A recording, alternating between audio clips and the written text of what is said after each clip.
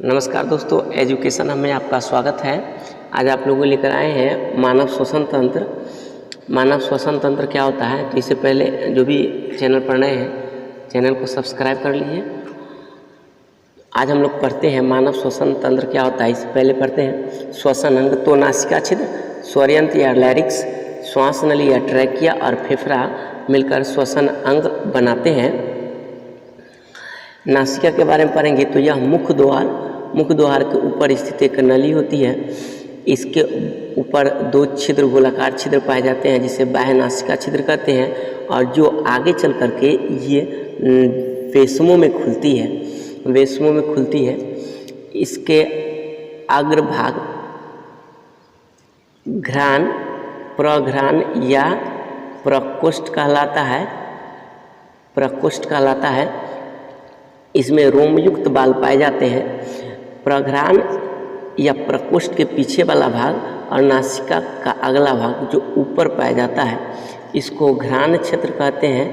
यह मनुष्य में छोटा क्षेत्र पाया जाता है निम्न स्तनधारियों की अपेक्षा, इसीलिए मानवों में सूंघने की क्षमता कम पाई जाती है, जबकि कुत्ते में या अन्य निम्न स्तनधारियों में घ्राण क्षेत्र बड़ा पाया जाता है, इसलिए इसमें सूंघने की क्षमता अधिक होती है।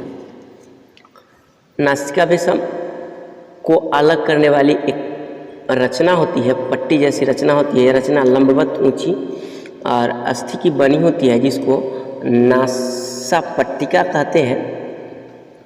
नासापट्टिका कहते हैं। नासिका वेशम का निचला और पिछला भाग श्वसन क्षेत्र कहलाता है। नासिका वेशम का जो ये सतह होती है घुमावदार प्लेट की तरह होती है, जिसे कौची कहा जाता है। कौची में महीन म्यूकस मेम्ब्रेन का अस्तर होता है जो म्यूकस स्रावित करता है। नासिका वेशम आगे चल करके ये ग्रसनी में खुलती है, जो ग्रसनी आगे चल करके स्वरयंत्र या लैरिक्स में खुलता है, और ये लैरिक्स ट्रैकिया में खुलती है। ट्रैकिया की लंबाई मनुष्य में 11 सेंटीमीटर होती है और इसका व्यास 16 mm होता है। 16 mm होता है। ये ट्रैकिया जो होती है ये अपूर्ण वलय की उपास्थि की बनी होती है, ताकि जब श्वास छोड़ा जाए तो हवा जब फेफड़े से बाहर निकलती है तो चिपके नहीं। यह ट्रैकिया आगे चल करके दो भागों में बढ़ जाती है, जिसे ब्रोंकस या श्वसनी कहा जाता है। ये श्वसनी फेफड़े में प्रवेश कर ब्रोंकियोलस में विभाजित हो जाता है, जिसे श्वसनिकाओं भी कहा जाता है। ये श्वसनिकाएँ आगे चल करके यानी ब्रोंकियोलस आगे चल करके वायुकोष्ठिकों में विभक्त हो जाते हैं। ये महीन वायुकोष्ठिका में विभक्त हो जाते हैं। इस तरीके से दोनों फेफड़े मिला करके, मनुष्य के दोनों फेफड़ों मिला करके कुल 3 गुना 10⁻8 वायु कोष्ठिका पाए जाते हैं। और मनुष्य के दोनों फेफड़ों में गैसों के आदान प्रदान के लिए 400 से 800 वर्ग फीट क्षेत्रफल उपलब्ध होते हैं। अब फेफड़े की बात कर लें तो मनुष्य में 2 फेफड़े पाए जाते हैं जो वक्ष गुहा के अंदर स्थित होते हैं। यह स्पंजी गुलाबी थैलीनुमा रचना होती है, जो हृदय के दोनों तरफ, चूँकि हृदय यहाँ पर पाया जाता है तो हृदय के दोनों तरफ स्थित होते हैं। ये जिस गुहा में बंद होते हैं उसको प्लूरल गुहा कहा जाता है। प्लूरल गुहा के चारों ओर ये प्लूरल मेम्ब्रेन का अस्तर होता है, इसे पैराइटल प्लूरा कहा जाता है। ये प्लूरल गुहा का एक अस्तर होता है, इसको पैराइटल प्लूरा कहा जाता है। और ये फेफड़े और पैराइटल प्लूरा के बीच में एक द्रव पाया जाता है जो म्यूकस जैसा चिकना होता है। ये श्वसन क्रिया के दौरान घर्षण से बचाता है, फेफड़े को घर्षण से बचाता है तथा बाहरी आघातों से भी बचाता है। अब हम लोग पढ़ेंगे श्वसन की क्रिया। तो श्वसन की क्रिया दो क्रियाओं का सम्मिलित रूप है। पहला है प्रश्वास और दूसरा है उच्छ्वास। प्रश्वास और उच्छ्वास क्या होता है? तो जब वायुमंडल से हवा हमारे फेफड़े में प्रवेश करता है तो इसको हम लोग प्रश्वास कहते हैं, और जब हमारे फेफड़े से हवा वायुमंडल में छोड़ा जाता है तो इसे उच्छ्वास कहा जाता है। या साधारण सी भाषा में समझिए कि जब हम लोग सांस लेते हैं तो उसे प्रश्वास कहा जाता है, और जब सांस छोड़ते हैं तो उसे उच्छ्वास कहा जाता है। अब ये क्या होती है? प्रश्वास और उच्छ्वास दोनों मिलकर के श्वासो उच्छ्वास कहलाता है। श्वासो उच्छ्वास की क्रिया कहलाती है।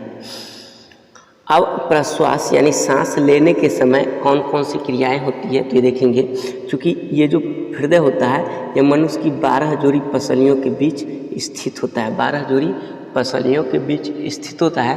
तो जब हम सांस लेते हैं उस वक्त इस वक्ष पसलियों के बीच की जो पेशियां होती है संकुचित होती हैं, और तब पसलियां बाहर की ओर खिसक करके फैल जाती है, जिसके कारण ये वक्ष गुहा फैल जाता है। दूसरा होता है कि ये जो डायाफ्राम है, जब ये सांस इसमें जो संकुचन होता है तो डायाफ्राम क्या होती है? चिपट जाती है।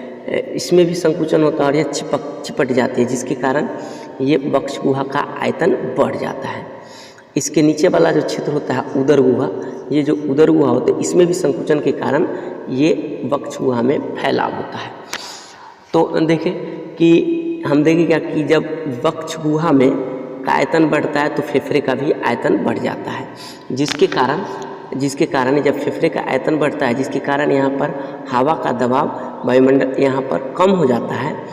हवा का दबाव जो ही कम होता है तो ये वायुमंडल से हवा हमारे फेफड़े में प्रवेश कर जाते हैं। अब देखते हैं श्वासो, ये जो उच्छ्वास की क्रिया होती है यानी सांस छोड़ने की क्रिया होती है, तो उस वक्त क्या होता है इसमें? जब हम लोग सांस छोड़ते हैं तो उस वक्त ये पसलियाँ के अंदर पसलियों तथा इसके बीच जो पसलियों के बीच की जो पेशियाँ होती है ये ढीली पड़ जाती है। ढीली पड़ने के बाद क्या होता है कि पसलियाँ पीछे की ओर दब जाती है और डायाफ्राम पुनः खिसक करके ये गुबंद की तरह हो जाता है, जिसके कारण फेफड़े पर दबाव पड़ता है, और दबाव पड़ने के बाद कारण क्या होता है कि हवा बाहर निकल जाती है। वो जो हवा निकलते हैं उसमें कार्बन डाइऑक्साइड मिश्रित होते हैं, जो ये ट्रैकिया होते हुए नासिका छिद्र के द्वारा ये बाहर वायुमंडल में छूट जाते हैं हवा। इस तरीके से दोनों जो प्रश्वास और उच्छ्वास की जो क्रिया हुई दोनों मिलाकर के श्वासो उच्छ्वास कहलाता है। अब फेफड़ों में श्वसन गैसों का आदान प्रदान कैसे होता है तो इसको हम देखेंगे कि जब वायुमंडल से हम हवा लेते हैं, वायुमंडल से जब हम हवा लेते हैं तो यह फेफड़े में प्रवेश करती है। उस वक्त क्या होता है कि हम लोग जानते हैं कि फेफड़े में जो रक्त होता है यह हृदय से आया हुआ रहता है। हृदय से जो शुद्ध हवा, हृदय से जो शुद्ध रक्त फेफड़े में प्रवेश करते हैं इसको सीरिय रक्त कहते हैं, यानी इसमें ऑक्सीजन नहीं होती है, अनऑक्सीकृत हवा होती है। अनऑक्सीकृत ये ब्लड होता है, इसमें ऑक्सीजन की मात्रा नहीं पाई जाती है। जो ही फेफड़े की जो रक्त की कोशिकाएं होती है वहाँ प्रवेश करती है, और हवा से या वायुमंडल से जो हवा यहाँ प्रवेश किए रहते वायु कोशिका में, इसमें ऑक्सीजन की मात्रा अधिक होती है। जैसा कि हम जानते हैं कि वायुमंडल में लगभग 21% ऑक्सीजन पाया जाता है, तो इसके कारण यहाँ पर ऑक्सीजन की सांद्रता अधिक होती है, जबकि ये जो सीरिय रक्त होता है इसमें इसकी सांद्रता कम होती है, जिसके कारण ये वायु कोशिका से ऑक्सीजन का विसरण सीरिय रक्त में हो जाता है, और रक्त में के जो आरबीसी होते हैं, आरबीसी इसमें हीमोग्लोबिन ऑक्सीजन से संयोग कर ऑक्सीहीमोग्लोबिन बनाता है। ऑक्सीहीमोग्लोबिन बनाता है, ये ऑक्सी हीमोग्लोबिन बनाता है। ये ऑक्सी हीमोग्लोबिन रक्त परिसंचरण के माध्यम से शरीर की विभिन्न कोशिकाओं में पहुंच जाते हैं। जब ये शरीर की विभिन्न कोशिकाओं में पहुंचते हैं तो वहाँ पर यह दो भागों में पुनः ऑक्सी हीमोग्लोबिन टूट जाते हैं। हीमोग्लोबिन और ऑक्सीजन में टूट जाते हैं। कोशिकाओं में इस ऑक्सीजन का उपयोग भोजन अणुओं के ऑक्सीकरण में होता है।